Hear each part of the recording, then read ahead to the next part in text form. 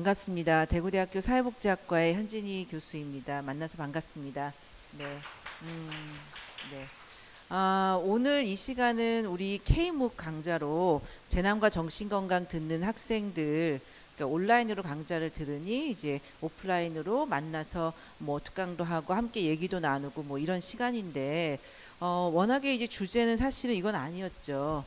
그냥 2030 청년들의 정신건강에 대해서 좀 많이 얘기를 하고 싶었어요. 여러분들하고. 지금 코로나19가 사실 3년째 계속되고 있는 이런 상황에서 특히 가장 영향을 받고 있는 우리 대학생들 정신건강에 대한 얘기를 하고 싶었는데, 지난 주말에 이런 안타까운 참사가 일어났고, 안 그래도 굉장히 우리 2030 청년들의 정신건강이 좀 안 좋은 상황에서 또 우리 또래, 우리 세대에서 일어난 이런 참사로 인해서 많은 학생들이 뭐 여러 개인적인 차가 있지만 영향을 받고 있을 거라고 생각을 합니다. 그래서 우리 모두가, 전 국민이 사실은 굉장히 이 참사로 인해서 힘든 시기를 보내고 있는데, 우리 특히 이 청년들은 이 이태원 참사 이후에 어떻게 좀 우리의 정신 건강을 돌보면 좋을지, 이런 얘기를 하도록 하겠습니다. 그래서 이태원 참사가 일어나기 전까지의 이 상황, 코로나19가 우리에게 미친 영향, 그리고 이태원 참사가 우리에게 미친 영향, 그 이후에 우리는 무엇을 해야 할까, 이런 이야기로 좀 구성을 해보도록 하겠습니다. 자, 코로나19 이 바이러스 감염증이 지금 3년째 이렇게 지속이 되고 있어요. 그래서 이게 전 세계의 추세고 우리나라 추세인데, 우리나라의 사망자 숫자를 보면 28,899명, 이게 10월 22일 현황인데 어마어마한 숫자가, 많은 분들이 돌아가셨고, 코로나19로 인해서 우리가 사실은 20대 여기 앉아있는 많은 여러분들 같은 경우는 이렇게 보면 이 확진자들의 이 연령별 현황을 보면 확진자 비율은 이렇게 20, 30대가 굉장히 많습니다. 확진자 비율은 20, 30대, 뭐 50대 이렇게 젊은 연령층에 굉장히 많이 20, 30, 40대 집중되어 있는데, 사망자 비율을 보면 젊은 층에는 사망자가 없어요. 20, 30대는. 그런데 위로 올라갈수록 사망자는 굉장히 증가하고 있습니다.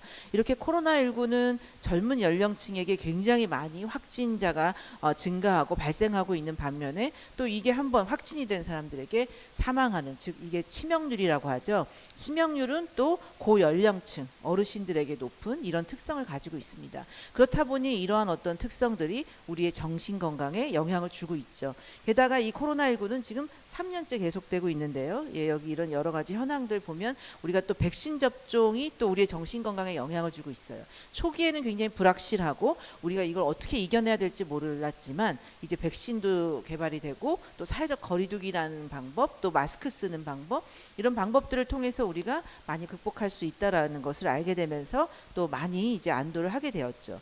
그래서 이 우리나라 실제 그러면은 코로나19로 인해서 많은 국민들이 힘들다, 그래서 코로나 블루, 코로나 우울 이런 이야기들이 나오는데, 그러면은 자살률도 늘었느냐 보면 사실 2020년도 이 분홍색인데요. 보면 이전에 18년, 19년 도가 훨씬 이 지금 코로나19 상황보다 자살률은 높습니다. 어떻게 생각하세요, 여러분? 내가 알기로는 많은 사람들이 힘든데 자살률은 증가하지 않았어요. 우리가 재난이 계속되고 있는 이런 상황, 아직 끝나지가 않았습니다. 이게 문제가 계속 지속되고 있는 상황에서는 많은 사람들이 이 재난과 극복하고 여기에서 이겨내고 적응하고 하느라고 정말 정신이 없는데, 정말 이 자살률이 높아지고 우리가 좀 걱정해야 되는 시점은 코로나19가 끝나고, 모든 것이 이제 문제는 끝났는데 현실적인 문제는 해결되지 않고 남아있는 많은 취약계층들이 상대적인 박탈감을 느끼면서 이런 어떤 여러 가지 극단적인 생각들을 하거나 굉장히 절망할 수 있기 때문에, 사실 실제 우리가 이 자살을 예방하기 위해서는 지금부터가 시작이다. 이런 이야기들을 우리는 하곤 합니다. 자, 이 보통 우리나라에서 자살 동기가 이 그동안의 자살 데이터들을 보면, 자살을 하는 원인이 이 정신적인 어려움, 이 여성이나 남성이나 다 정신적인 어려움이 공통적이지만, 특히 남성들을 보면 경제적인 어려움이나 신체적인 이런 고통이나 신체 질환이나 이런 문제들이 이 자살에 영향을 주는 요인으로 알려져 있어요. 이게 평상시에 우리나라의 자살 요인입니다. 그러니까 이런 것들이 복합적으로 작용하면서 자살이 발생을 하는데, 그런데 코로나19는 어떤가요? 우리가 코로나19로 인해서 모두가 다 같이 지금 굉장히 어려운 시기를 보내고 있고, 우울하고 피로하고 굉장히 힘듭니다. 합니다. 그런데다가 코로나19 자체는 신체적인 어려움을 가지고 있어요. 그리고 코로나19가 장기화되면서 많은 분들이 경제적인 타격을 받고 있습니다. 그래서 이 코로나19는 우리가 평상시에 이 자살의 위험 요인이라고 할 수 있는 이런 모든 문제가 다 복합적으로 포함된 이런 재난이라고 할 수가 있어요. 그렇기 때문에 더욱더 우리가 이런 정신건강에 굉장히 각별히 신경을 쓰고 예방을 해야 되는 이런 이유가 있습니다.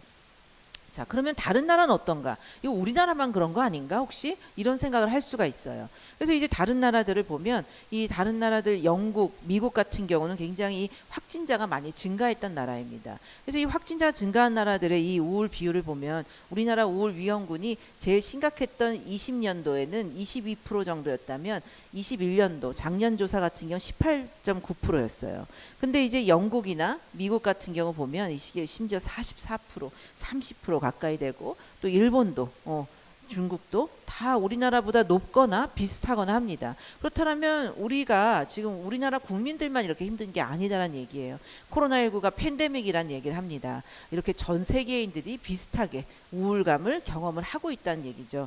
그럼 자살 생각은 어떤가? 보면 우리나라 자살 생각률 20년도에 13.8%였고요. 21년도에 13.6%였는데 이 미국 그리고 영국 같은 경우 심지어 우리보다 높아요. 그리고 중국, 일본도 높아요, 우리보다. 그리스만 유일하게 좀 적은데요. 이 거의 다 많은 나라들이 비슷한 걸 볼 수 있습니다. 그런데 우리나라가 자살 사망률이 OECD 국가 중에 1위인 거 여러분 아시나요? 네. 자, 자살 생각을 봤을 때는 다른 나라보다 뭐 낮은 경우도 있고 비슷합니다. 자살 생각까지는 그렇게 우리나라가 심각한 상황이 아닌데 왜 자살률은 높을까요? 사람들이 생각을 하고 자살로 실제 행동으로 옮기는 것 간에는 사실은 여러 가지 요인이 작동을 하겠죠. 그럼 여기에서 그러면 우리가 이 자살을 예방하게 하는 이런 우리나라가 가지고 있는 특성이 무엇인가 좀 생각해 볼 필요가 있어요. 그러니까 이렇게 자살 생각은 하지만 결국은 자살로 이어지지 않게 하는데 영향을 미치는 것은 사회적 자본입니다.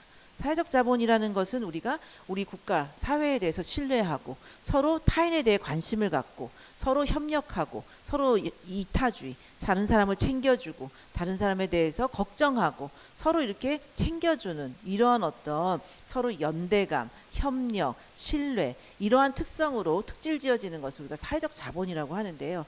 우리나라가 최근에 굉장히 이런 사회적 자본과 관련된 특성들이 그리 풍부하지 않다라는 것.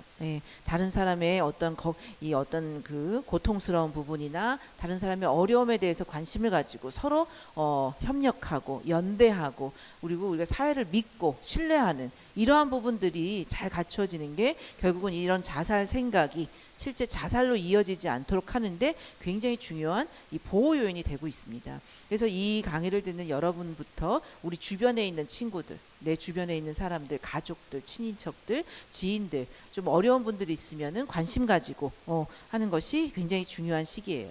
자, 그러면은 이렇게 정신건강이라는 것은 우리가 생애 주기에 따라서 굉장히 유동적입니다. 오늘 이 강의의 주제는 청년의 정신건강이에요. 여러분들 20대, 30대를 우리가 청년이라고 합니다. 우리 이 청년들의 정신건강은 이 생애 주기상에 굉장히 중요한 시기에 위치해 있습니다. 이 생애 주기별로 사람들은 각각의 이 과업이 있고 인생 주기별로 그 당시에 달성해야 하는 것들이 있고 그 과업을 잘 달성하고 그 위기를 잘 이제 넘길 때 또 다음 단계로 넘어가고 우리는 이런 생애 주기에 따라서 발달을 해나가는데요. 이 전 단계를 성공적으로 잘 관리하는 게 그 다음 단계 우리의 정신건강과 인생의 과업을 성취하는 데 중요하다는 거예요. 그렇다면 지금 여러분이 경험하고 있는 나는 20대에 코로나19를 경험했어. 근데 내가 또 20대 중반에 또 이런 이태원 참사도 일어났어. 이러한 것들이 이제 나의 정신건강에 영향을 주겠죠. 이때 정신건강을 내가 얼마나 잘 관리하고 잘 회복되느냐 아니냐는 내가 이후에 30대, 40대, 50대에 나의 정신건강과 인생에 또 중요한 영향이 되는 어떤 밑바탕이 된다라는 점에서 여러분들이 지금 현재 이렇게 여러분의 정신건강을 돌보는 건 굉장히 중요하다고 할 수가 있어요. 그런데 이때 중요한 건 무엇이냐? 이렇게 지지적인 구조. 주변 사람들이 얼마나 나를 지지해 주느냐, 관심 가지고 지원해주고 도움이 필요할 때 도움을 제공하고 내가 도움이 필요할 때 도움을 요청할 사람이 있고 뭐 이런 것들이 중요하다는 거죠. 그리고 또 중요한 것은 조기 개입. 즉 문제가 뭔가 좀 있을 때, 스트레스 반응이 있을 때 빨리 도움을, 전문적인 도움을 받는 것이 또 이런 정신 건강을 예방하는 데 중요합니다.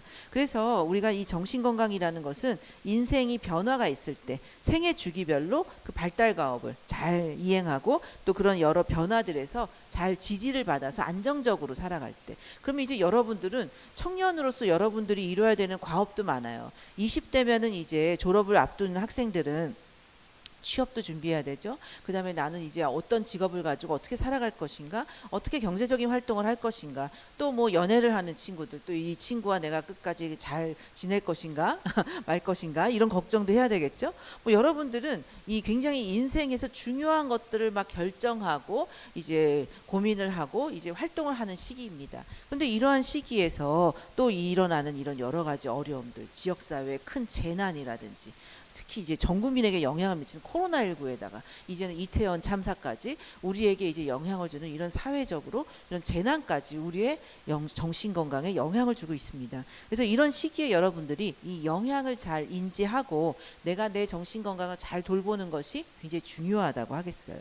자, 그래서 청년은 그동안 정신건강 분야에서도 굉장히 많이 소외가 되어 왔습니다. 왜냐하면 코로나19 전까지는 청년들의 정신건강에 대해서 별로 관심이 없었어요. 왜냐하면 아우 젊은데 뭐 쇠도 씹어먹을 나이 뭐 이러면서 젊은데 뭐든지 할 수 있지 뭐 이런 얘기들 많이 하잖아요. 주로 이제 어르신들, 고독사라든지 이런 혼자 계시는 독거노인들, 또 이제 최근에는 또 중년 남성들, 뭐 이런 정신건강이나 또는 청소년, 입시, 이런 학업 스트레스에 시달리고 있는 청소년들, 거의 이 청소년이나 노인이나 이런 정신건강은 굉장히 우리가 많은 인프라도 투입을 하고 적극적으로 문제의식을 가지고 있었지만 20, 30대 청년들의 정신건강이 뭔가 지원이 필요하다, 이러한 생각은 별로 하지 못하고 살아왔다는 게 사실이라는 거죠. 그렇지만 이 청년이라는 것은 이후에 여러분의 인생에 굉장히 정신건강을 좌우하는 매우 중요한 시기라는 거예요. 그리고 여러분들의 정신건강은 하루아침에 생성된 것이 아니라 여러분이 아동기일 때, 청소년기일 때 여러분이 어떻게 정신건강을 관리하고 스트레스를 어떻게 관리했느냐에 따라서 오늘날의 여러분이 있게 된 거죠. 그렇기 때문에 이 청년기의 정신건강은 그동안에 관심받아 오지 않았지만 사실 코로나19로 인해서 굉장히 지금 급부상하고 있는 지금 이 세대입니다. 왜냐하면 코로나19 같은 이렇게 이 감염병 재난은 특히 활동이 왕성한 이 젊은 층, 특히 20, 30대에 가장 많은 영향을 주었어요. 그래서 우리가 이런 게 굉장히 중요한데, 특히 이제 또한 청년기가 정신건강에 있어서 중요한 이슈 중에 하나는, 우리가 정신질환을 공부해 보시면 아시겠지만 다양한 정신질환들의 발병 연령이 이 초기 성인기입니다. 후기 청소년기부터 초기 성인기까지. 그래서 이 20, 30대는 대부분의 정신질환이 주로 발병하는 시기이기도 합니다. 즉 이 말은 청년기 때 우리의 정신건강을 잘 돌보고 예방하는 게 우리가 정신질환을 예방하는 방법이란 말이에요. 네. 그렇기 때문에 여러 가지 측면에서 우리가 이 청년들의 정신건강을 돌보는 것은 우리 자신뿐만 아니라 우리 사회, 우리 국가를 위해서도 굉장히 중요한 투자고 중요한 이슈다라고 할 수가 있겠습니다. 자, 이게 코로나19가, 이 학자들이 이런 이야기를 했어요. 코로나19가 처음에 발생했을 때는 그냥 이렇게 첫 번째 파고는 그 즉각적인 코로나19로 확진이 돼서 치명률, 사망하는 사람들을 어떻게 하면 줄일까, 이게 관심사였고, 그렇기 때문에 이 코로나19 자체의 어떤 치명률을 예방하는 이것에 집중이 되어 있었습니다. 이게 가장 큰 위험이었어요. 우리가 이 코로나로 인한 건강 부담과 관련된 이 그래프인데요. 여기 보면 초기에는 백신도 개발되어 있지 않아서 많은 분들이 코로나 확진되면 사망으로 이어지고, 그래서 이런 부분들에 이제 굉장히 큰 어려움이 있었다면, 두 번째 파고, 시간이 이렇게 지나가면서 두 번째 파고는 이런 감염에 대한 공포로 인해서 자원의 재분배가 잘 일어나지 않아서 오히려 응급 치료를 받아야 되는 사람들이 이 의료 치료에 접근하지 못하는, 이런 의료 자원에 접근하지 못하는 문제로 인해서 어떤 문제들이 발병한다든지, 정신건강 문제가 새롭게 적극적인 조기 개입을 잘 받지 못해서 발병한다든지 하는 이런 문제들이 두 번째 파고라고 했습니다. 그다음에 세 번째 파고는 이렇게 여러 가지 이 만성적인 이 상황들이 지속이 되면서 이런 정신질환 같이 좀 지속적으로 관리하고 적극적으로 치료해야 되는 이런 많은 만성질환, 정신질환뿐만이 아니라 신체질환까지 이런 만성질환들이 제때 치료를 받지 못함으로 인해서 자꾸 재발되는 문제가 또 그 다음에 이제 의료적인 이 건강 문제에 이 부담이 되었습니다. 그런데 이 빨간 색깔 그래프 초기부터 코로나19 초기부터 현재까지 심지어 계속 증가하고 있는 부담이 있습니다. 이게 네 번째 파고라고 하는데요. 이건 무엇이냐? 심리사회적 부담입니다. 심리사회적이라는 것은 우리가 심리적인 건 정신건강, 사회적인 것은 여러 가지 우리가 뭐 이런 사회활동과 관련된 뭐 경제적인 어려움, 또 이런 사회적인 고립 이런 문제들, 그리고 또 이제 기존에 가지고 있는 정신질환이 재발된다든지 또 새로운 정신질환이 발병한다든지 이렇게 정신건강 문제와 다양한 심리사회적인 문제는 계속해서 이렇게 오히려 시간이 지나면 지날수록 증가하고 있다.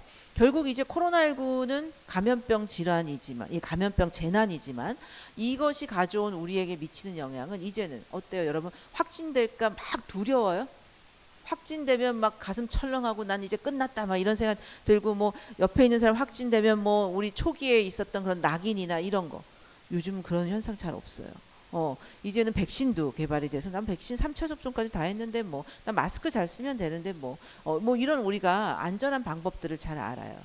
그런데 오히려 이제는 이게 장기화되면서 코로나19가 가져온 그동안의 학업의 지연이나 사람들과 대인관계 안 해버릇해서 혼자 이제 대인관계 기술이 이제 굉장히 결핍돼서 사람들과 어떻게 지내야 될지 모른다거나, 그래서 원래 고립됐던 사람은 더 고립이 되고, 또 이 주변에서 누군가가 날 돌보지 않으면 살지 못하는 사람들, 또 이제 돌봄을 해줄 사람들을 잘 자원을 못 찾아서 힘들다든지, 코로나19로 경제적인 타격을 입거나 소득이 감소하거나 뭐 실직을 하거나 뭐 파산을 하거나 했던 사람들은 코로나19가 끝난다고 해서 그 문제가 해결되진 않아요. 여전히 남아있어요, 경제적인 문제는. 그렇기 때문에 여기에 이 심리사회적인 이 문제들은 이제 코로나19가 종식되더라도 지속적으로 우리에게 영향을 미칠 가장 큰 요인이라는 거예요. 그래서 여러분들이 지금부터 이제 우리의 정신건강에 이 영향을 미치는 요인들은 이러한 심리사회적인 이런 부담들을 우리가 어떻게 해결해 나가느냐, 그것이 이제 우리의 정신건강에 달려있다라고 할 수가 있는데요. 그래서 이렇게 전 세계적으로 이 불안과 우울과 관련된 문제들이 이렇게 증가를 했는데, 이 빨간 부분이 증가한 부분인데, 워낙에 이제 이 불안과 우울 장애는 이렇게 젊은 층에 많이 발병하는 추세였습니다. 발병률 자체가 워낙에 그런 데다가 코로나19는 또 이 젊은 층에 더 많은 영향을 주고 있죠. 그래서 이렇게 양쪽으로 이렇게 팽창했는데, 요쪽이 더 크잖아요. 이쪽이 여성입니다. 그래서 이렇게 여성 그리고 젊은 층, 특히 불안, 우울 장애는 안 그래도 영향을 많이 미치고 있었는데 코로나19는 더욱더 여기에 큰 영향을 미치고 있다. 즉 우리가 이런 위험 요인들을 알고 좀 적극적인 우리의 정신건강을 돌보는 게 필요한데요. 우리가 이제 코로나19 정신건강 실태조사를 20년 3월부터 해서 이게 이제 쭉 분기별로 지금까지 3년째 이루어지고 있는 조사예요. 이걸 간단히 좀 살펴보도록 하면, 전국조사에서 꽤 대표성이 있고 3개월마다 조사하고 있는데 꾸준히 어떤 일관성과 신뢰도를 나타내고 있기 때문에 꽤 신뢰도가 있는 조사라고 보여집니다. 제가 연구 책임자로 보건복지부의 의뢰를 받아서 지금 계속 분기별로 하고 있는 조사인데, 여기 보면 이 코로나19에 대한 두려움은 시간이 지날수록 점점 감소하고 있어요. 그렇죠? 여러분도 동의하시죠? 그리고 위에 분홍색은 여성이에요. 여성이 남성보다 두려움이 좀 큰 편입니다. 그 다음에 이제 연령별로인데, 여러분 연령대가 어디냐? 노란 색깔이에요. 20대. 자, 노란색 처음에는 잘 모르다가 두려움이 이제 커졌다가 최근 들어서는 어때요? 사회적 거리두기 해제되고 뭐 또 대학도 대면 강의하고 이러면서 굉장히 많이 좋아졌어요. 20대가. 두려움이 특히 없습니다. 심지어. 다른 연령대에 비해서 월등히 두려움은 낮죠. 자, 그러면은 불안은 어떤가 보면, 사람들이 불안은 주로 걱정이 많고 초조하고 불안하고 뭐 이런 어떤 유형으로 불안감들이 나타나는데, 이 불안도 시간이 지나면서 점점 이렇게 감소하는 추세예요. 그리고 여성들이 남성보다 더 불안한 상황이고, 시간이 지나면서 이제는 우리가 불안이라는 것은 이 불안감이 들지만 이걸 해결할 자원이나 방법을 알 때, 우리는 이 불안감을 잘 통제할 수가 있습니다. 그리고 또 불안이라는 것은 적절한 불안은 그리 나쁘지 않아요. 우리가 불안이 적절한 수준으로 적정 수준으로 있을 때는 방역 수칙을 잘 지키고 내 건강을 돌보고 이 적극적인 어떤 이러한 내가 예방 역할을 할 수 있기 때문에 적절한 불안은 우리가 건강한 대처 방식을 가져옵니다. 하지만 불안이 굉장히 극대화되는 이런 불안 위험군이라는 것은 거의 불안장애 수준으로 불안 수준이 높은 사람들의 비율이에요. 여기 나와 있는 것은 이 정도 되면 이제 정신건강 전문가의 도움을 받아야 되는데 이런 비율은 그래도 시간이 지나면서 이런 불안 위험군 비율도 점점 줄어들고 있다. 즉 코로나19에 대해서 우리가 무엇인지 알고 어떻게 대처해야 되는지 알고 이러면서 불안은 감소하고 있는 이런 추세라는 거예요. 그럼 20대는 어떤가? 20대도 처음엔 정말 높았어요. 여기 주황색은 30대입니다. 주로 우리 이 코로나19로 인해서 정신건강이 굉장히 어려움을 겪고 있는 연령대를 보면 거의 다 20대와 30대예요. 꾸준히 20대 30대인데 최근 들어서 20대의 불안은 조금 낮아졌어요. 그나마 30대는 여전히 계속 불안이 다른 연령대 중에서 높은 상황입니다. 아마 20대는 이렇게 사회생활, 즉 가장 중요한 이게 대학의 대면 강의라든지 뭐 이런 사회적 거리두기가 해제돼서 친구들과도 만나고 이런 활동을 하고 이러한 부분들이 영향을 미치는 것 같고 30대는 그럼 왜 이렇게 안 줄으냐? 그것은 30대는 경제 활동을 하는 시기죠.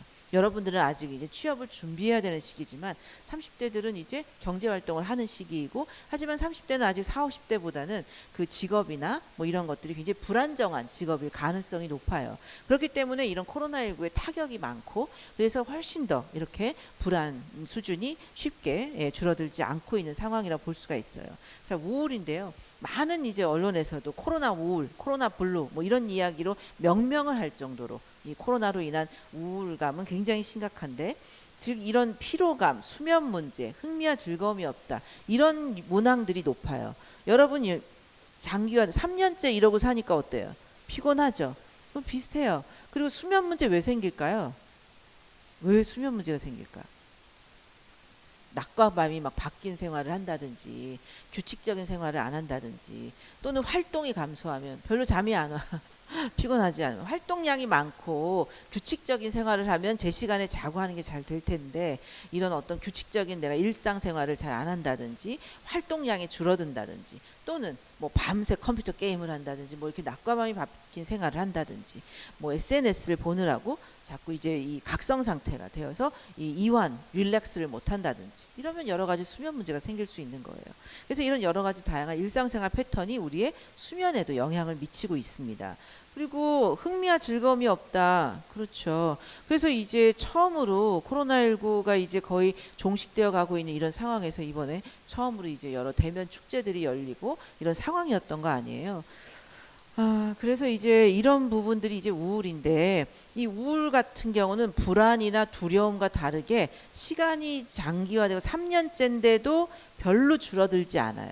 그냥 우울은 계속되고 있습니다. 왜 그럴까요? 예, 현실적인 문제가 별로 나아진 게 없어요. 불안이나 두려움은 즉각적으로 반응이 되는 감정이라면 이 코로나19에 이제는 뭐 방역 수칙, 마스크, 백신, 이젠 좀 많이 줄어들고 있어. 이게 금방 반응이 오지만 우울 같은 경우는 현실적인 문제들이 나에게 별로 변화가 없어요. 경제적인 문제도 별로 해결되지 않았고 내가 그동안에 사람들과 고립되어서 혼자 지냈던 것들이 막 갑자기 사람들하고 뭐 활발하게 뭐 같이 만나거나 즐거움을 느끼거나 이런 경험도 별로 아직 없었고 이제는 뭐 어떻게 해야 될지도 모르겠고 저도 수업 시간에 보면 학생들이 이렇게 마스크를 하고 수업을 받으니까 무슨 입을 틀어막은 효과가 있는지 말을 안 해요. 마스크를 하니까 말하지 마 이런 메시지가 있는 것 같아. 수업 시간에 대답을 잘 안 해요. 그래서 요즘은 막 열심히 이런 취지에 대해서 얘기하고 좀 대답도 하라 그러고 인사도 하라 그러고 막 열심히 얘기하니까 좀 요즘은 그래도 의식적으로 학생들이 노력을 하는데 이것도 의도적인 노력이 필요해요. 우리가 습관이 돼가지고 입 꼭 다물고 그냥 마스크하고 있던 게 3년째 지내다 보니까 사람들 만나도 인사도 안 해. 이러고 있어. 지금 복도에서 만나도 밖에서 교정에서 만나도 우리 과 학생 맞는데 이런데 이러면 그냥 지나간다든지 또 수업 시간에도 멀뚱멀뚱 그냥 이렇게 보기만 해요. 반응이 없어. 자, 우리가 이렇게 살다가는 거의 이제 반응 없는 사람들로 될 판이에요. 자, 그래서 이렇게 장기화되니까 이 우울은 현실적인 문제가 해결되지 않아서 이렇게 계속 지속되고 있는 이런 상황입니다. 우울 위험군 비율을 보면 여러분들 20대 초기에 굉장히 한참 지속될 때 1년 차, 2년 차 때까지 20대 우울은 굉장히 심했어요. 근데 최근 들어서 확실히 대면강의 시작하고 나서 20대의 우울 위험군 비율은 뚝뚝뚝 떨어졌습니다. 그래서 20대는 확실히 이렇게 활동하고 뭔가 사람들과 교류하고 이런 것들이 즉각적으로 나타나는 반면에 30대는 경제 활동이 나아지지 않고 가족 상황이 나아지지 않고 이런 현실적인 문제는 즉각적으로 변화가 별로 없죠. 그러니 30대의 우울 위험군 비율은 여전히 굉장히 높은 상황이에요. 그럼 자살이에요. 자살 생각은 우리가 다른 것들은 다 여성들이 높았죠. 근데 여기 보세요. 자살 생각은 남성들이 꾸준히 높습니다. 이거는 굉장히 위험한 사인이라고 저는 봐요. 왜냐하면 우리나라에 코로나19가 발생하기 전에 자살의 그 경향은 어땠냐면 보통 여성들은 자살 생각률이 높아요. 그리고 남성들은 자살률이 높습니다. 행동으로 옮기는 경향이 많고 여성들은 생각을 하는 경향이 높아요. 그런 게 이제 우리나라의 경향이어서 꾸준히, 그리고 전 세계의 경향이기도 해요. 근데 코로나19가 발생한 이후에는 줄곧 한 번도 안 빠지고 남성들이 자살 생각 비율이 계속 높은 거예요. 워낙에 행동으로 옮기는 이런 경향이 높은 남성들이 자살 생각 비율도 높으니 굉장히 위험하다고 할 수 있겠죠. 그래서 우리의 이 남성들의 이 자살 생각은 정말 적극적으로 우리가 개입을 하고 좀 주변에서 관심을 갖고 개입을 해야 된다. 그렇지 않으면 정말 우리가 나중에 후회할 수 있는 일들이 일어날 수 있기 때문에 정말 우리 주변을 잘 돌아보고 관심을 가져야 된다는 거예요. 다른 거는 이제 장기화 되면서 뚝뚝 떨어졌잖아요. 자살 보세요. 오히려 올라가고 있어요. 어떻게 생각하세요? 코로나19 사회적 거리두기 끝났어요. 이 시점은 6월 달은 우리가 처음으로 사회적 거리두기가 3년 만에 종결된 시기예요. 4월에 종결이 됐거든요. 그렇기 때문에 불안, 두려움 뚝뚝 다 떨어졌어. 그런데 자살 생각은 올라갔습니다. 오히려. 어떻게 생각하세요? 아니 사회적 거리두기도 해제되고 이제 막 코로나19 끝난다 그러고 이제 대면 축제도 하고 대면 강의도 하고 대면 수업도 하고 대면 회의도 하고 뭐 대면으로 하는 것도 많아지고 이제 끝나가는데 왜 자살 생각률이 올라갈까요? 왜 그럴 것 같아요, 여러분? 혹시 추측이 되세요? 왜 그런 것 같아요?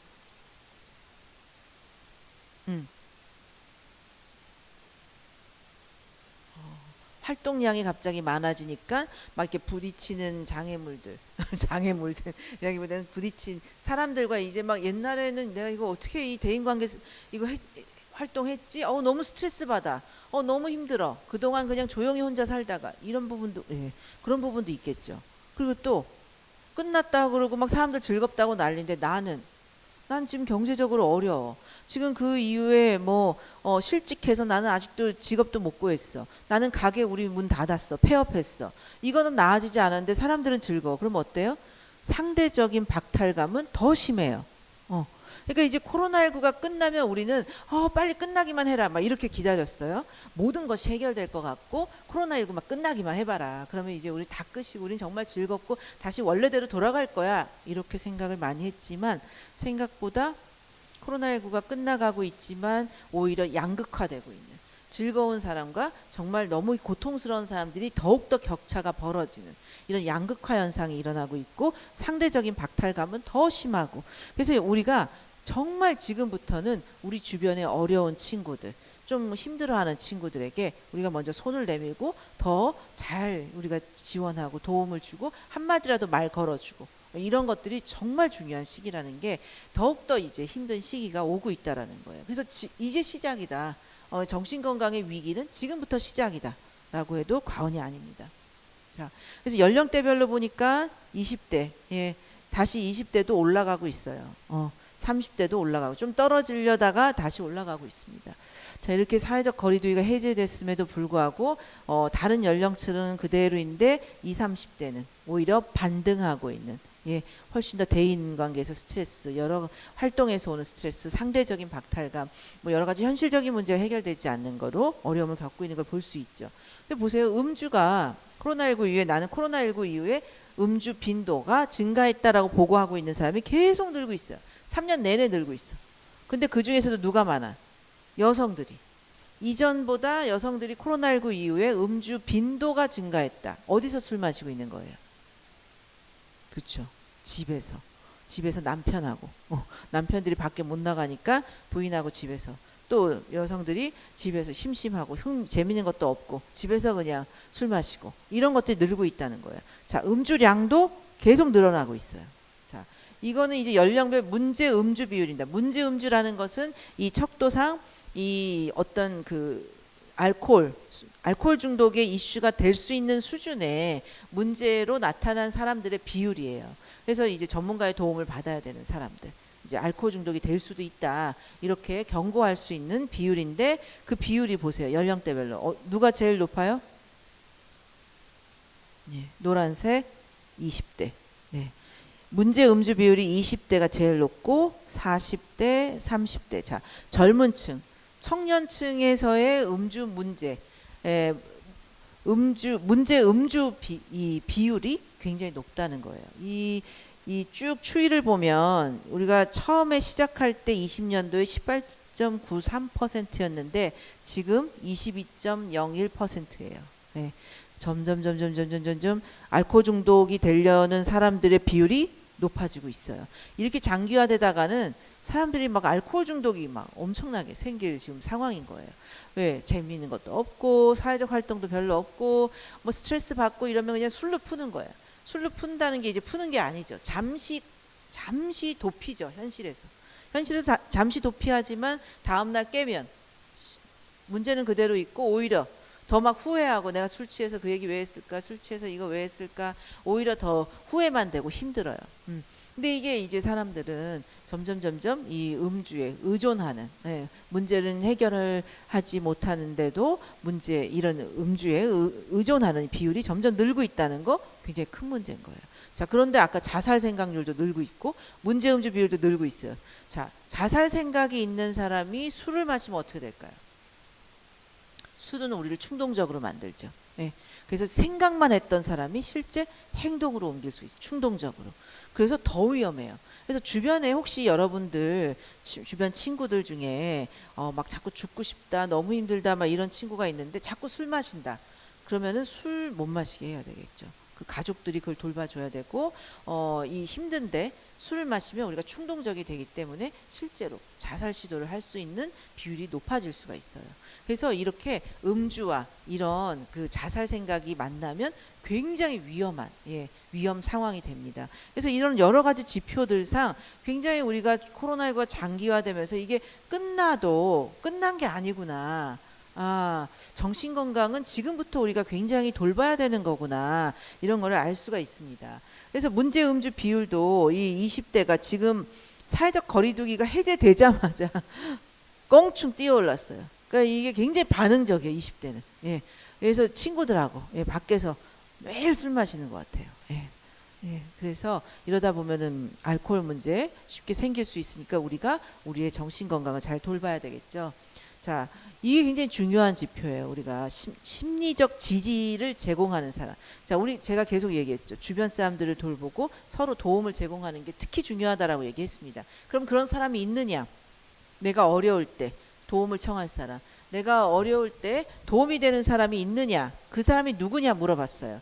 자, 20대만 봅시다. 우리의 관심사. 자, 20대들 보면 이제 재밌는 게 가족, 모든 연령대 여기에 있어요. 가족이 나의 심리적 지지 제공자다. 다 여기에 달랑 딱 붙어 있는데 어때요? 20대 혼자 뚝 떨어져 있죠. 가족은 별로 나에게 심리적 지지 제공자가 아니야. 그럼 누구예요? 20대는 여기 꽁충 위에 있죠. 친구 및 직장 동료.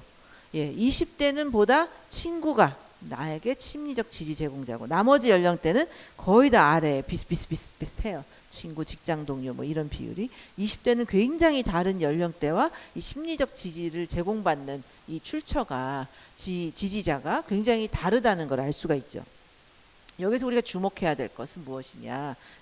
뭐 정신건강 전문가, 뭐 이웃 별로 안 높아요. 그런데 더 중요한 것은 바로 이거예요. 없음. 심리적 지지 제공해 주는 사람 없어. 저는 없어요. 라고 대답한 사람이 누가 제일 높아요? 20대 제일 높습니다. 이거 어떻게 해? 예. 20대가 정신 건강에 지금 굉장히 안 좋은데 심리적으로 지지받을 사람이 제일 없다라고 답했어요. 20대 16.44%. 예. 20대 16.4%가 저는 저를 지지해 줄 만한 사람이 없어요. 이렇게 대답을 했습니다. 그 다음 30대. 자, 정신건강이 제일 안 좋은 사람들이 심리적 지지 제공받을 사람도 없어요. 이건 정말 큰 문제죠.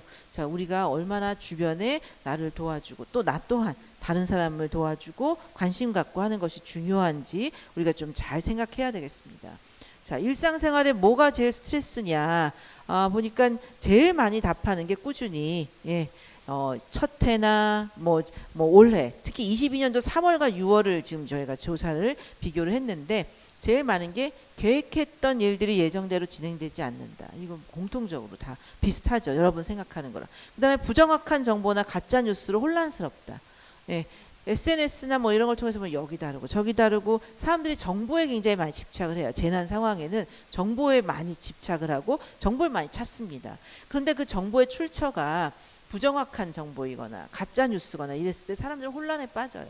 그래서 이런 시기일수록 우리는 정보를 정확한 출처, 그러니까 뭐 보건복지부나 질병관리청, 뭐 지자체, 또 뭐 이런 뉴스에서 보여주는 이런 데서 정확한 정보를 찾아야지 SNS로 떠도는 이런 정보들 누가 공유한 거, 누가 막 게시한 거, 퍼다온 거 이런 거 보다가는 자칫하면 잘못된 정보에 우리가 진짜인 줄 알고 휩쓸리다가 이 막연한 불안감과 두려움과 이런 것을 경험할 수 있습니다.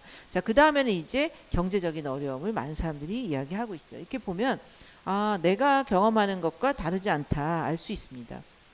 자, 이렇게 내가 여러분들에게 지금 코로나19가 3년째 지속되고 있는데 특히 누구에게 영향을 미치고 있어요? 어느 연령대? 정신건강. 쭉 보니까 20대, 30대예요. 그렇죠? 코로나19는 특히나 다른 모든 연령대 중에서도 20대와 30대에게 특히 정신건강에 많은 영향을 주고 있습니다. 특히나 이제 젊은 이런 연령층 또 여성 들의 정신건강에 치명적인 영향을 주고 있고 이 청년기는 굉장히 우리가 생애 주기상 정신건강에 매우 중요한 시기예요. 이때 스트레스 관리 잘하고 나의 정신건강을 잘 돌봐야 우리가 정신질환이 발병하지 않고 평생 건강하게 잘 살 수 있는 우리 인생에서 아주 중심이 되는 중요한 시기입니다. 그래서 여러분들은 여러분의 신체 건강을 돌보듯이 정신건강도 똑같이 돌봐야 돼요. 그래서 이렇게 정신건강에 대해서 관심을 가져야 되는데 자, 제가 오늘 여러분들에게 이 이야기를 꼭 하고 싶어요. 제가 급히 준비를 어젯밤에 이 주제를 준비를 했습니다. 특강을 이게 사실은 뭐 올 학기 초에 마련해 놓은 특강 일정이었는데 이제 특강 일정이 다가왔는데 주말에 이런 일이 발생하고 나니 제가 어젯밤 문득 안 되겠다. 이 이야기를 해야 되겠다. 이게 지금 우리 청년들에게 얼마나 많은 영향을 미치고 있는 대참사인데 이게 정신건강에 미치는 영향이 사실은 거의 제일 크죠. 지금 현재 우리가 이 이야기를 안 할 수가 없습니다. 자, 우리 지난 10월 29일 토요일 밤에 이태원에서 굉장한 참사가 발생해서 여러분 또래의 많은 청년들 150명 이상이 사망을 했어요. 정말 인재입니다. 그렇죠? 그러면은 거기에 간 게 잘못이냐? 아니죠. 우리는 즐길 권한이 있죠. 권리가 있죠. 이거 뭐 사회적 거리두기 해제되고 모처럼 즐거운 또 뭐 이렇게 기념할 만한 우리가 같이 놀 수 있는 기회인데 노는 건 우리의 권리죠. 그런데 그런 사람한테 너 거기 왜 갔니? 이런 사람들 이건 정말 잘못된 다른 어떤 이 책임을 다른 사람에게 전가하는 아주 잘못된 해결 방식입니다. 우리가 여기서 명확히 해야 되는 것은 이거는 누구의 잘못이 아니라는 거예요. 이건 참사예요. 그러니까 우리가 여러분들 특히 이 재난과 정신건강 수업 듣는 학생들은 사회적 재난이라는 개념 아시죠? 그렇죠? 이거는 우리가 인재입니다. 우리가 미리 미연에 사전에 방지할 수 있었던 인재예요. 그렇기 때문에 우리가 이것 또 이제 굉장히 사망자, 부상자가 수가 엄청나게 많기 때문에 우리는 이것을 재난이라고 부릅니다. 그래서 재난인데 문제는 이게 거기서 이제 살아남은 이제 생존자들은 그 당시에 악몽이 계속되겠죠. 그리고 살아남은 거에 대한 어떤 죄책감이라든지 뭐 이런 어려움들 또 이 하루아침에 고이 키운 이 20대 청년들의 부모들 얼마나 힘들어요. 이 유가족들. 그리고 그 당시에 그 거리에 있었던 목격자들, 봤던 사람, 거기에 있었던 사람들. 그리고 계속해서 뉴스가 나옵니다. 계속 나오고 SNS도 막 보면은 막 영상, 사진 막 계속 돌아다녀요. 그 볼 때마다 어때? 보고 나면은 자꾸 이렇게 잠자려고 해도 막 그게 자꾸 떠오르고 막 꿈에서 막 나도 막 거기서 막 그런 상황을 겪기도 하고 뭐 이런 꿈도 꾸고 막 그러죠, 여러분. 이게 다 트라우마 반응이거든요. 자, 그래서 지금 거의 우리가 그런 이 참사를 경험한 그 우리 젊은 이 청년들뿐만이 아니라 우리 전 국민이 사실은 이 트라우마를 경험을 하고 있습니다. 그래서 이 트라우마에 대해서 우리가 명확히 알고 우리 모두가 어떻게 이것을 받아들이고 어떻게 잘 회복하는 것이 회복에 도움이 되는가를 알 필요가 있다라는 거예요. 자, 첫 번째, 트라우마 반응을 겪을 수 있어요. 자, 이것은 우리가 누구의 잘못도 아닌 비극적인 참사입니다. 재난이죠. 그리고 여기에서 이제 우리가 여러 가지 신체적으로, 마음으로 다 이제 고통을 경험할 수 있어요. 자, 우리가 이렇게 충격적인 사건을 경험을 하면 우리 재난과 정신건강 수업 시간에는 아마 여러 번 얘기를 했을 거예요. 우리가 뭐 이런 사건을 경험하고 나서 재난을 경험하면 뭐 공포 반응, 공황, 뭐 우울, 뭐 무력감, 뭐 내가 그때 이렇게 할 걸, 이렇게 했어야 되는데, 뭐 이런 막 무력감이 들죠. 내가 왜 이렇게 당했을까? 뭐 이런 것들, 또 분노, 또 이걸 지켜보는 사람들도, 또 이 친구의 일인 사람들, 또 한 달이 건너서 뭐 누구 친구의 친구더라도 막 내 일 같이 느껴지고 남의 일 같지 않아요. 심지어 이제 뭐 20대에 자녀를 둔 전국에 있는 부모들은 다 내 자식이 죽은 것 같은 이런 느낌이란 말이에요. 그래서 이런 상황에서 트라우마 반응을 경험하는 것 지극히 정상적인 반응입니다. 왜? 이 참사 자체는 매우 비정상적인 상황이기 때문이에요. 비정상적인 상황을 경험했는데 나 아무렇지도 않아. 이게 오히려 이상하죠. 비정상적인 상황을 경험한 사람들은 누구나 이런 충격적인 반응을 경험할 수 있고 그것은 지극히 정상적인 반응이다. 일단 우리가 기억해야 될 것은 우리가 경험하는 이 반응들은 매우 정상적이다. 하지만 이 정상적인 반응이더라도 이것이 장기화되고 내가 잘 관리하지 않으면 이게 실제 정신건강 문제로 될 수가 있어요. 특히 지금 우리가 참사가 일어난 지 지금 한 4일이 된 시점입니다. 일주일 아니에요. 이 시기를 우리가 급성기라고 합니다. 이 재난과 정신건강 수업 들은 학생들은 재난 시기별 반응 단계 기억나시나요? 예. 처음 급성기가 있고 한 달 이내에 아급성기가 있고 그 다음에 이제 만성화 단계로 가게 됩니다. 자, 각 단계별로 우리가 재난을 경험한 다음에 여러 가지 반응 양상들이 다르고 그때 우리가 해야 될 역할들이 있어요. 그걸 다시 기억해 보세요. 여러분, 우리 이 중간고사 전에 배웠던 부분들. 자, 지금 이 급성기 단계에는 보통 이게 뭐지? 이게 무슨 어떻게 이런 일이 일어날 수가 있지? 이렇게 저 현실감이 없고 막 상황을 부정하고 말도 안 돼. 너무 어안이 벙벙하고 충격을 받아서 막 어찌할 줄 모르는 어떻게 이런 일이 일어날 수가 있지? 말도 안 돼. 이런 상황들. 이게 급성기의 보통의 일반적인 반응이에요. 그러면은 지금부터 이제 일주일 이후부터 한 달 이내는 우리가 급성기라고 하는 이 아급성기라고 하는데 이 아급성기에는 본격적인 정신건강 이 문제들이 나타나기 시작합니다. 즉 스트레스 반응들이죠. 우울하기도 하고 공황 또는 불안, 나 또 이제 어디 사람 많은 데만 가면 나도 막 심장이 두근거리고 혹시 그런 일이 또 나타나지 않을까? 나가지를 않는다든지 또 이런 일들 내 친구에게, 내 가족에게, 내 주변 사람들에게 일어난 사람들, 또 생존한 사람들은 또 거기에서 살아남은 사람들 우울해요. 왜 이런 일이 일어나고 그리고 너무 힘들어. 막 스스로 자책감이 들고 뭐 이런 여러 가지 이 스트레스 반응들이 본격적으로 나타나는 것이 바로 이 그 아급성기 단계입니다. 이때 정신건강 전문가의 도움을 받든지 또는 내가 할 수 있는 스스로 내가 정신건강 전문가의 도움 받을 정도까지는 아니고 내가 스스로 내 이 스트레스를 잘 해결할 수 있는 방법을 있다라면 그걸 잘 강구하는 것 바로 그게 지금 필요한 거예요. 그게 바로 여러분들 안정화 기법 같은 이런 좋은 팁들입니다. 안정화 기법은 우리의 마음을 안정시키고 부정적인 감정으로부터 우리를 좀 잘 안정시켜 줄 수 있는 그런 어떤 방법들인데 누구나 이 방법을 적극적으로 활용함으로써 내 정신 건강을 돌볼 수가 있어요. 그런데도 내 혼자 힘으로 잘 안 돼. 이럴 때는 반드시 정신건강 전문가의 도움을 받아야 되는 게 바로 이 한 달 이내 아급성기 단계에 있는 시기입니다. 근데 그 시기가 지나서 한 달이 지나고 두 달이 지나고 세 달이 지나고 3개월이 지났는데도 계속 이 상황으로 인해서 내가 영향을 받고 이제는 사람들과의 관계가 예전 같지 않고 일상생활이 예전 같이 잘 안 되고 학업에 집중할 수가 없고 그다음에 대인관계가 원만하지 않고 자꾸 사람들과 나는 다른 것 같고 난 사람들로부터 이해받지 못하는 것 같고 또 내 직업이나 내가 하고 있는 활동에 충실할 수가 없고 내 일상생활에 본격적으로 영향을 미칠 때 이때 우리는 이제 만성기, 만성화 단계라고 합니다. 이때는 정말 이 정신건강 문제가 실제 정신질환으로 이제 옮겨갈 수 있는 소지가 있기 때문에 정말로 적극적으로 정신건강 전문가의 도움을 받아야 되는 시기라고 할 수가 있어요. 그래서 우리가 이 참사가 일어난 지 지금 일주일이 안 된 시기인데 지금부터 한 달 정도는 우리가 우리의 정신건강을 적극적으로 돌보고 또 주변에 그런 어려움을 가지고 있는 사람들에게 이런 방법을 안내하고 이런 것들이 매우 중요한 시기라는 거예요. 그 다음에 이제 또 하나 이제 지금은 안 나타나도 나중에 나타나는 사람도 있어요. 지금은 이제 막 잘 버티다가 어느 날 이제 이게 다시 유발이 되는 경우들이 있어요. 또 하나는 지금 이 똑같은 참사를 우리가 지켜보면서도 어떤 사람은 잘 극복하는 반면에 또 거기서 빠져나온 생존자도 마찬가지고 목격자, 생존자, 뭐 또는 유가족, 또 이걸 뉴스를 통해서 지켜보는 사람들 다 비슷한데 어떤 사람들은 또 유난히 그게 나에게 영향을 미치는 사람들이 있어요.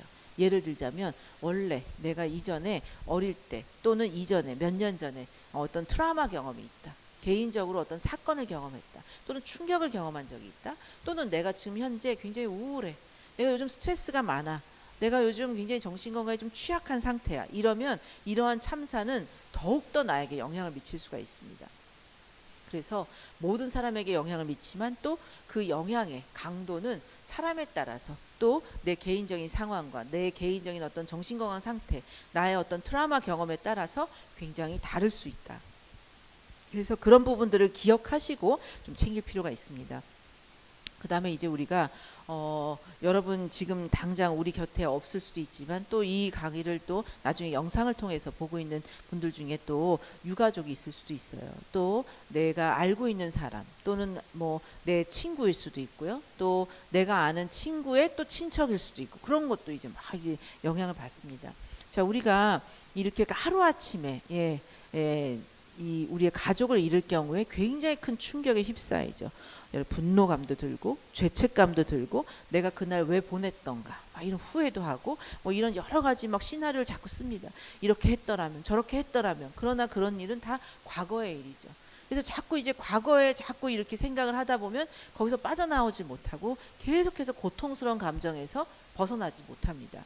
그래서 이렇게 여러 가지 아주 극심한 이 감정을 경험을 하게 되죠. 특히 유가족이 경험하는 감정은 매우 그 강도가 극심해서 아마 어느 누구도 그것을 직접 경험하지 않으면 아마 상상조차 하지 않을 정도로 굉장히 고통스러운 감정일 겁니다. 그래서 이런 상실감, 뭐 절망감, 분노, 또 억울하죠. 그리고 또 그리움, 이제 없으니까 또 두려움, 뭐 이런 감정이 굉장히 다양한 감정들이 올라옵니다. 근데 이것을 억누르지 말고 표현할 필요가 있어요. 다른 사람들이 어떻게 생각할지 이런 것들보다는 주변 사람들이 그렇기 때문에 어떻게 해줘야 되느냐? 들어주고 공감해주고 이해해주고 그래서 위안해줄 수 있는 곁에 있는 사람들이 굉장히 중요합니다. 그래서 친구나 가족이나 친척이나 누구든지 이 감정을 표현하고 누군가 나눌 수 있어야 돼요. 이것을 꾹꾹꾹 억눌러 두면 이게 정말 이제 굉장히 오래 가고 이것을 여기서 치유되는데 점점 지연될 수가 있습니다. 그래서 이런 여러 가지 이 감정들을 주변 사람들과 나누는 것이 무엇보다 중요한데 그럼에도 불구하고 내가 이게 너무나 극심한 불안과 우울과 뭐 공황과 분노와 이런 것이 한 달이 지났는데도 참사 이후 한 달이 지났는데도 계속해서 지속이 되고 이게 내가 더 이상 일상생활을 제대로 할 수 없을 정도다. 이렇다면 이건 반드시 정신건강 전문가의 도움을 받아야 되는 상황입니다. 예. 그 다음에 이제 이런 우리가 주변 사람들의 역할인데요. 이 주변에서 뭐 희생자나 생존자에게 이런 것을 우리가 아니 거길 왜 갔어? 왜 가서 그런 일이 있게 이런 얘기들. 우리가 나도 모르게 이게 튀어나오는 말들, 이런 것들은 굉장히 큰 상처가 될 수가 있습니다. 예. 그래서 우리가 이 사고를 직접적이든 간접적으로든 경험한 사람들에게 이걸 비판하거나, 예, 이러한 어떤 말투, 비난하거나 이런 것들은 절대 도움이 되지 않는다는 거. 그리고 주로 우리가 할 수 있는 것은 공감하고 들어주는 거. 우리가 자꾸 누군가에게 도움을 주고 싶은 마음에 무슨 말을 하려고 하는 경향이 있어요. 뭘 자꾸 하려고 해. 하려고 하다 보면 자꾸 필요 없는 말들을 해. 괜찮아, 뭐 잘 될 거야, 산 사람은 살아야지, 그래도 하늘나라에서 꿈을 펼칠 거야. 무슨 꿈을 펼쳐요, 죽었는데. 예, 이런 말 하나도 도움되지 않습니다. 우리는 이제 위로하고 싶어가지고 막 이런 말들을 하죠. 막 이렇게 잘 될 거, 뭐 그래도 뭐 하늘나라에 가서 잘 지낼 겁니다. 뭐 이런 말, 뭐 이런 막 나도 모르게 막 이렇게 말을 해. 네, 전혀 도움되지 않아요. 그냥 너무 안타깝습니다. 너무 슬프다. 나도 너무 힘들다. 같이 공감하고 같이 슬퍼하고, 네, 이게 가장 도움이 되는 거예요. 우리가 뭔가 도움을 주려고 하다가 굉장히 상처가 되는 말을 하는 경우들이 많아요. 그래서 보통 도움을 주는 것은 어떤 말을 하기보다는 그 곁에 있어주는 거. 힘든 사람 곁에, 예, 있어주고 같이 슬픔을 공감하고 느끼고 하는 것들, 이게 가장 중요하다. 그래서 우리가 그 곁에 있어주는 거, 그들의 곁에 가만히 있어주는 것만으로도 그들은 굉장히 힘을 받는다고 합니다. 우리가 많은 재난 연구를 해보면 이런 고통을 받으신 분들이 어떤 이야기를 하냐면, 가장 도움이 되었던 사람들은 누구였느냐, 내가 그 고통을 받았던 그 시기에, 예, 내 옆에 곁에 안 떠나고 있어주던 사람이었다, 이런 이야기들을 합니다. 그래서 우리가 어떤 많은 말을 하거나 뭔가를 하기보다는 그들의 곁에 있어주고 같이 공감해주고 같이 슬퍼해주는 것, 예, 이 자체가 가장 큰 도움이 된다. 예, 이거를 여러분들이 꼭 기억하시고 주변에 또 여러분 친구들이나 또 지인들이나 또 이런 어려움들이 있을 때 이런 것들을 나눌 수 있으면 좋겠어요. 네, 그래서 하지만 또 누구든지 정말 그 고통이 극심할 때는 정신건강 전문가의 도움을 받는 것을 우리가 꼭 잊지 말아야 될 거고요. 그다음에 이제 이 언론도 지금 굉장히 요즘은 그래도 이번 참사를 보면서 언론이 굉장히 빠르게 좀 이렇게 해야 할 역할들을 그래도 이전보단 많이 좋아진 것 같아요. 근데 이제 언론이 지켜야 될 부분들은 바로 이런 거죠. 이제 하다 보면은 어쨌든 막 그 끔찍하고 막 힘든 부분들이 자꾸 부각돼서 언론에 나오고 이런 것들이 또 국민들에게 트라우마를 유발하고 하기 때문에 가능한 한 좀 더 이런 부정적인 감정보다는 좀 더 이제 긍정적이고 좀 우리가 좀 다 같이 서로 상호 지지하고 좀 공감하고 연대하고 서로 좀 이게 아껴주고 지지해줄 수 있는 이런 분위기로 갈 수 있는 것들을 좀 내보내는 게 좋겠고, 제가 아까 여러분들한테 얘기했듯이 사고 현장에 대한 사진, 영상 이런 것들 반복해서 보는 것은 굉장히 그 자체만으로 내가 그 트라우마를 경험한 것과 똑같은 반응을 유발할 수 있습니다. 자, 우리가 직접 내가 그걸 경험한 것은 우리가 직접적으로 그걸 경험해서 발생하는 트라우마라면, 우리가 간접적으로 그것을 뭐 TV를 통해서 뭐 SNS를 통해서 영상이나 사진을 보고 내가 그걸 고스란히 느꼈다, 그걸 간접 트라우마, 2차 트라우마라고 합니다. 2차 트라우마도 여러분들이 마치 직접 경험한 것과 똑같은 결과를 가져올 수 있어요. 그렇기 때문에 우리가 가능한 한 그런 영상이나 사진은 보지 않고 이런 것에 이제 주변 사람들에게도 그런 것들을 많이 알려주는 게 필요해요. 이런 시기일수록 호기심에 자꾸 그런 걸 보는 것은 도움이 되지 않는다라는 거죠. 그래서 이런 부분들이 중요하고요. 자, 그래서 이 시기에 제일 중요한 거, 특히 이런 재난이 발생하면 사람들이 SNS 상으로 누군가 희생양을 찾아요. 왜? 내가 너무 이 부정적인 감정을 이렇게 표출할 때가 필요한 거예요. 타겟이. 그럼 막 누군가를 또 이렇게 문제시 삼아서 누가 어쨌다 이런 희생양을 삼아서 비난을 하죠. 네. 그래서 이런 부정적인 감정들을 막 쏟아내는 이런 현상들이 발생을 하는데, 이런 것은 전혀 도움이 되지 않는다. 그렇기 때문에 이런 부분들 기억하시고 비난하지 말고 특히 이런 고통을 우리가 헤아리고 곁에 있어주는 것들을 하시면 좋겠습니다. 자, 그래서 여러분한테 아까 소개했어요. 지금 시기에 우리에게 필요한 것, 스스로 나 스스로 내 마음의 변화, 이 몸의 고통 이런 것들을 좀 내 스스로 돌볼 수 있는 방법이 바로 안정화 기법이에요. 우리 재난과 정신건강 K목 강좌를 듣는 학생들은 아마 다음 주 강좌인 것 같아요. 안정화 기법을 우리가 같이 이제 배우게 됩니다. 이런 시기에 특히 중요한 거, 이 안정화 기법을 스스로 보고 실천하는 거예요. 이게 내 스스로 내 마음을 다독거리는 방법인데, 이 증상이 심하면 물론 정신건강 전문가의 도움을 받아야죠. 하지만 그냥 이런 스트레스 반응을 경험할 때 우리 스스로 할 수 있는 것들, 첫 번째 제일 중요한 거 심호흡입니다. 이렇게 크게 숨 쉬어보세요. 하고 이렇게 내쉴 때 하고, 특히 내쉴 때 할 때 이렇게 내 걱정과 모든 부정적인 감정이 쭉 빠져나간다라는 생각으로 심호흡을 반복해서 하는 겁니다.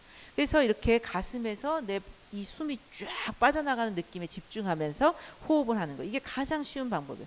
호흡은 우리를 언제든지 가장 우리의 마음을 안정시켜주는 좋은 방법입니다. 두 번째, 사실은 가장 좋은 건 복식호흡인데 이게 어려우니까 심호흡을 일단은 많이 권장하고요.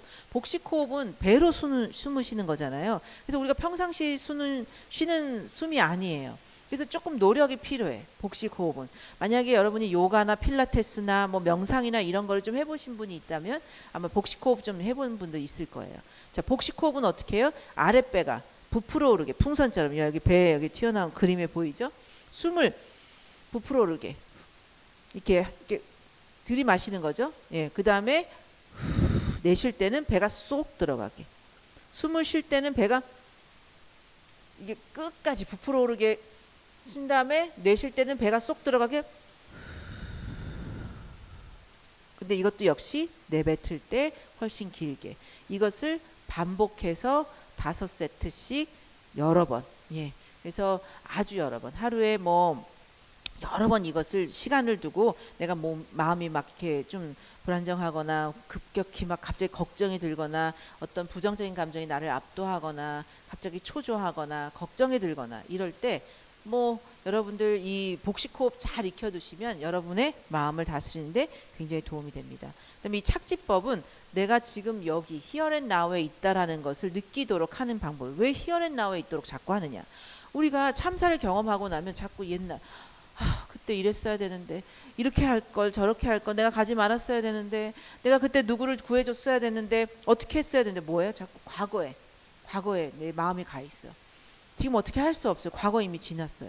그 다음에 내가 이렇게 돼서 내가 앞으로 이렇게 돼서 내가 망가지는 거 아니야?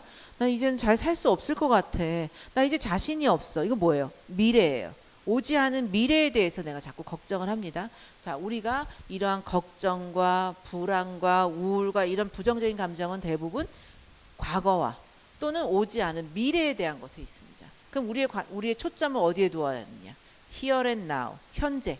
내가 지금 살고 있는 현재 시점에 내 모든 감각을 집중하는 겁니다. 그게 바로 착지법이에요. 그래서 내 감각, 시각, 청각, 후각, 미각, 뭐 이런 촉각, 이런 것들을 집중하는 거예요. 그래서 보이는 거, 내 눈에 보이는 거, 여러분들이 보이고, 의자가 보이고, 교탁이 보이고, 들리는 거, 어떤 소리가 들리는 거. 또 착지법, 이렇게 발을 딛고 발바닥의 느낌, 여러분 앉아있는 이 등, 의자의 등의 느낌, 엉덩이에 닿는 느낌, 이렇게 내가 뭔가를 이제 예를 들면 밥을 먹는다. 밥을 먹을 때 미각과 후각과 촉각과 내 이런 모든 감각을 집중해서 내가 현재 하고 있는 모든 것에 집중하는 거.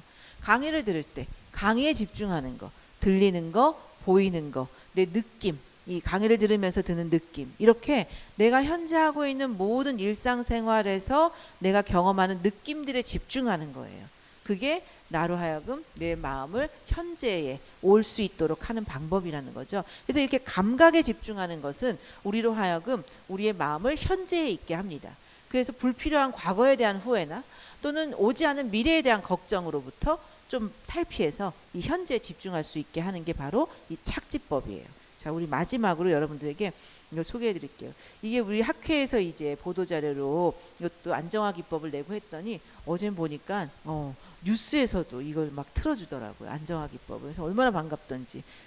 우리 전문가들이 평상시에 대비하고 준비해왔던 거를 이 재난 상황일 때 막 이렇게 보도자료도 내고 이렇게 안내를 하니까 이제는 TV에서도 이런 걸 보여주고 국민들에게 방송도 해주더라고요. 예. 굉장히 우리나라가 많이 변화하고 있어요. 자, 나비포옹법 마지막으로 다 해볼게요. 여러분 이렇게 크로스 해보세요. 이렇게 하고 이렇게 셀프 토닥토닥. 괜찮아. 예, 괜찮아. 괜찮아. 잘 할 수 있어. 이렇게 토닥토닥 하면 어때? 마음이 이렇게 이렇게 좀 약간 이렇게 되는 느낌 들지 않나요? 좀 차분해지고 내가 스스로 위로하는, 예, 스스로 위로하는 거예요. 내가 막 긴장되고 막 자꾸 아까 막 봤었던 영상이 떠올라.